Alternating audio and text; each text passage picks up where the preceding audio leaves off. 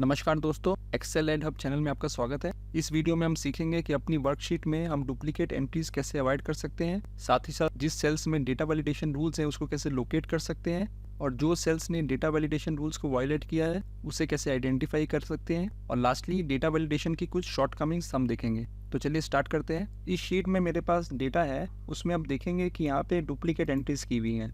जैसे ये 1488 है, यहाँ भी 1488 है। तो इसको विजुअली देखने का एक तरीका है, जैसे कॉलम में सिलेक्ट कर लेता हूँ। यहाँ होम टैब में हम कंडीशनल फॉर्मेटिंग में जाएंगे, यहाँ highlight cell rules, duplicate values. यहाँ पे आप अपने हिसाब से फॉर्मेटिंग भी कर सकते हैं। ओके करेंगे। यहाँ देखिए 1950 19 ये भी 2 बार आया है, 1488 1488 ये भी 2 बार आया है। तो इससे तो हम देख सकते हैं कि किस में डुप्लीकेट एंट्रीज है, पर हम इसको अवॉइड कैसे करेंगे। तो इसको हम डेटा वैलिडेशन के जरिए ही अवॉइड करेंगे, एक फंक्शन लगा के, और वो फंक्शन है काउंट इफ।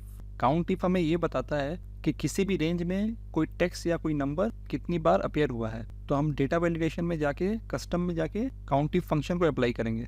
पहले मैं ये कंडीशनल फॉर्मेटिंग हटा देता हूँ, क्लियर रूल्स कर देता हूँ।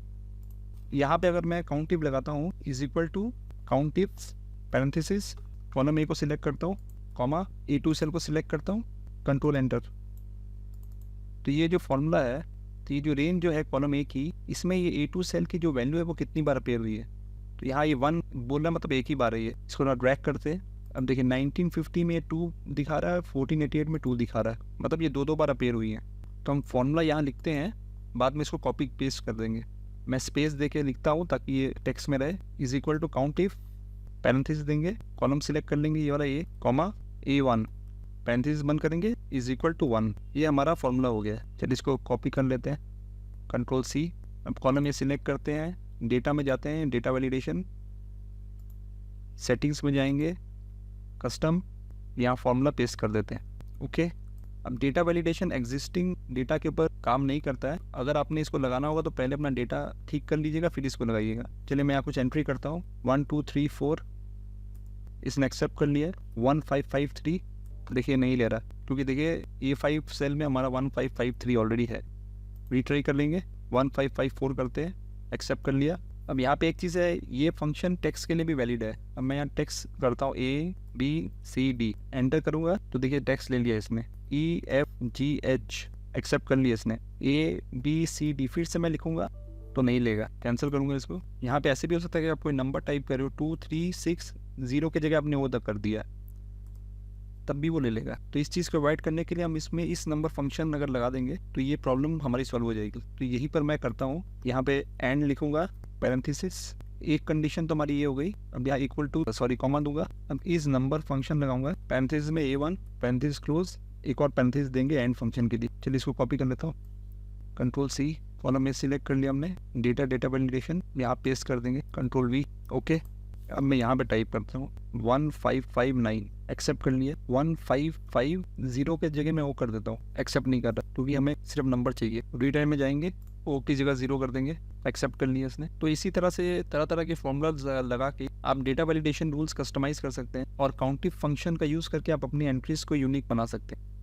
अब ये हमारे पास एम्प्लॉय की लिस्ट है। यहाँ पे E13 में देखेंगे आप, इसकी 85,300 सैलरी है एडवर्ड जैक्सन की, तो इसकी अभी 95 हो गई है। तो मैं इसको टाइप कर देता हूँ, एंटर। ये ले नहीं रहा है, एक्सेप्ट नहीं कर रहा है। अब ये शीट में मैं बहुत दिन के बाद काम कर रहा हूँ, तो हो सकता है इसमें डेटा वैलिडेशन रूल हो जो मुझे याद नहीं है, इसको कैंसिल कर देंगे। अब यहाँ पे भी कुछ डेटा है, जैसे यहाँ जनवरी में मुझे 1200 करने, 800 है, एंटर। यहाँ भी नहीं ले रहा है, कैंसिल कर देते हैं। तो इस शीट में डेटा वैलिडेशन रूल्स लगे हुए हैं, तो उसको चेक करने के लिए हमारा एक्टिव सेल कहीं भी हो सकता है। हम होम टैब में जाएंगे, यहाँ पे फाइंड एंड सिलेक्ट क्लिक करेंगे, यहाँ पे डेटा वैलिडेशन क्लिक करेंगे तो आप देखेंगे कि यहाँ पे ये सब कॉलम्स एंड रोज में डेटा वैलिडेशन रूल्स लगे हुए हैं। तो इस तरह से आप सेल्स लोकेट कर सकते हैं जिसमें डेटा वैलिडेशन रूल्स लगे हुए हैं। तो मैं H2 सेल सिलेक्ट करता हूँ। आपका एक्टिव सेल कहीं भी हो सकता है इस रेंज में। तो एक मैं यहाँ पे होम टैब में जाऊँगा, find and select, go to special, इसका कीबोर्ड शॉर्टकट है F5, उससे भी हम जा सकते हैं।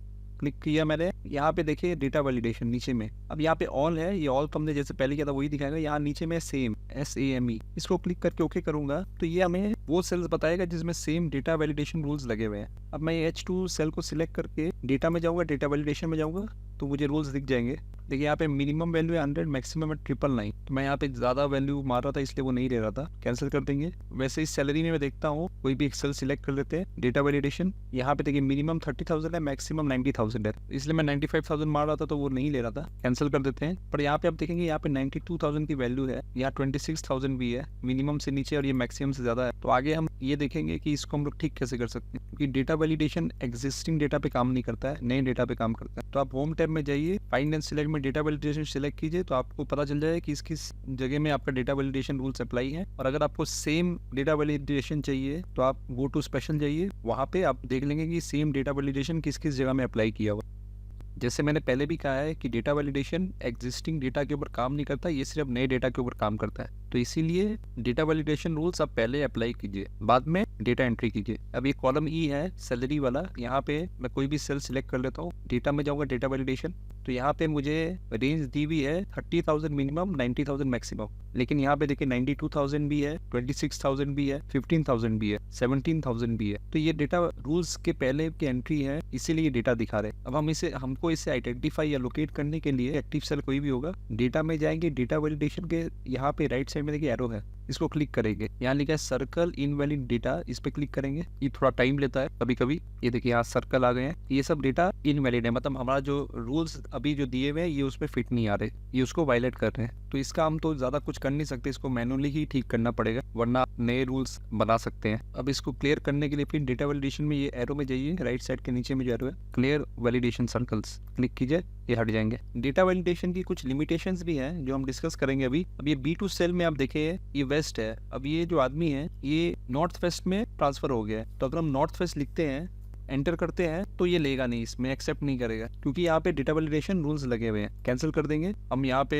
डेटा में होम टैब में जाएंगे, find and select data validation, तो यहाँ पे डेटा वैलिडेशन रूल्स लगे हुए हैं BDE और यहाँ पे। पर एक चीज आप देखिए, मैं टाइप कर रहा था तो वो ओवरराइट नहीं कर रहा था। अब यहाँ देखिए यहाँ नॉर्थ वेस्ट है, अब ये आदमी नॉर्थ वेस्ट में ट्रांसफर हो गया है। अब मैं इसको अगर कॉपी करूंगा, कंट्रोल की दबा के रखूंगा और इसको यहाँ पे एच में क्लिक करके यहाँ ले जाऊंगा, देखिए इससे इजीली ओवर रिटन हो गया ये। अब हम फाइंड एंड सिलेक्ट में जाते हैं, डेटा वैलिडेशन, तो देखिए यहाँ पे डेटा वैलिडेशन अप्लाई नहीं है। तो ये चीज़ आप जब काम करेंगे डेटा वैलिडेशन में तो याद रखिएगा कि डेटा वैलिडेशन रूल्स बहुत इजीली वायलेट हो जाते हैं। अगर आप कोई डेटा कॉपी पेस्ट करे या मूव करे, कट पेस्ट करे, तो ये काम नहीं करेंगे, आपको फिर से उसको डेटा वैलिडेशन करना पड़ेगा। अब मैं सैलरी का देखता हूँ, यहाँ पे देखिए सैलरीज, एक भी कोई भी सेल सिलेक्ट कर लेता हूँ, डेटा में जाऊँगा, डेटा वैलिडेशन। अब यहाँ पे हमारी रेंज है 30,000 से 90,000 के बीच में। अब मैं यहाँ पे 3-4 वैल्यूज टाइप कर देता हूँ, 95,000, 99,000, 97,000,